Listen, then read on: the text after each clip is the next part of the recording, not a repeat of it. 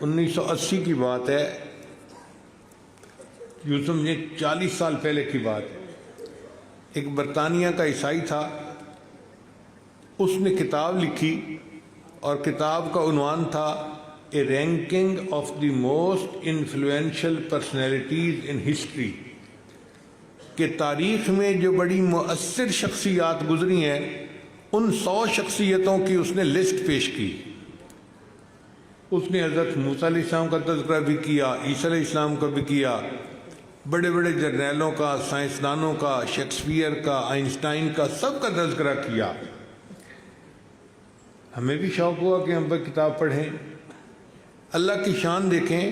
کہ اس نے اس کتاب میں سب سے پہلے نبی علیہ السلام کا تذکرہ فرمایا،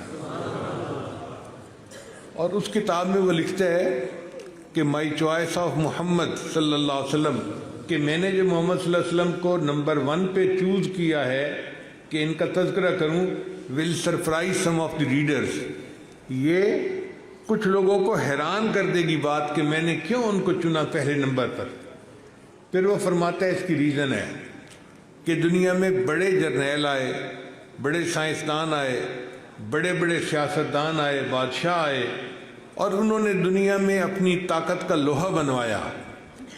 مگر یہ سب وہ لوگ تھے جو اپنی زندگی میں بہترین استادوں سے پڑھے،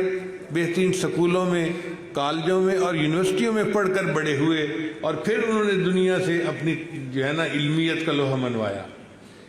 ایک ہستی ایسی ہے کہ جو پوری زندگی کسی کے سامنے شاگرد بن کر بیٹھی نظر نہیں آتی، اور پھر انہوں نے انسانیت کو علم کا اتنا اعلیٰ درس دیا تو میرا دل چاہتا تھا کہ میں سب سے پہلے ان کا تذکرہ کروں۔ تو نبی علیہ السلام نے دنیا کو وہ علم سکھایا جو دنیا نہیں جانتی تھی۔